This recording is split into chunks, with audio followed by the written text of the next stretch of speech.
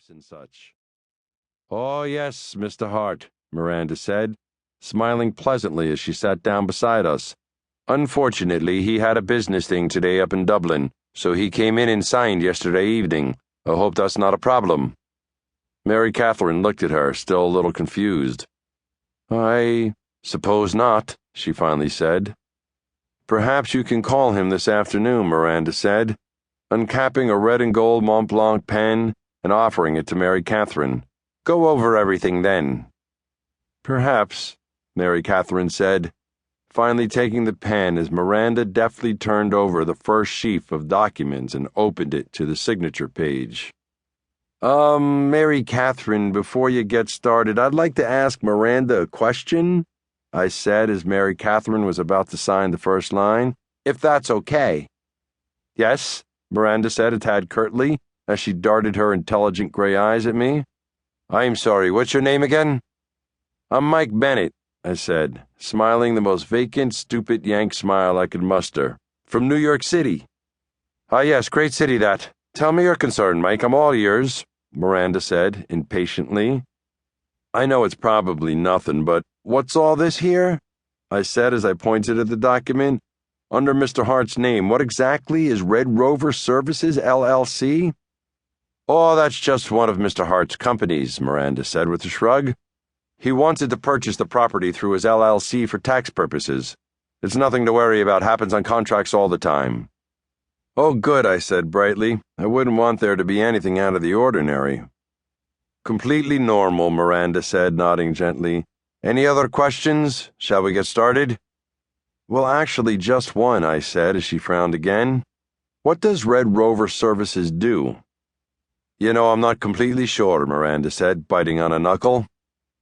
I grinned some more as I slowly took out my iPhone and placed it on her desk with a click. "Well, before we continue, why don't I look it up?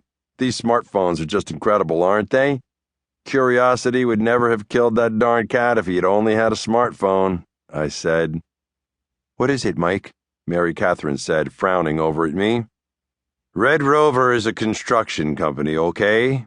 Miranda was starting to sound impatient. "They build housing complexes, mostly in Northern Ireland, but they also had a few developments up in Westmeath." Miranda paused, folded her arms. "But you heard Mr. Hart's assurances that he's going to keep the hotel running. You'll not find another buyer at any rate, not in this market." She turned to Mary Catherine.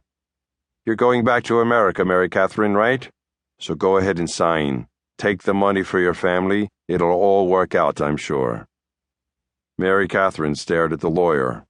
The Mont Blanc made a screech as she flicked it across the glass tabletop at Miss Miranda O'Toole. "No developers, I told you that at the very beginning, several times. You're a dishonest person, Miss O'Toole.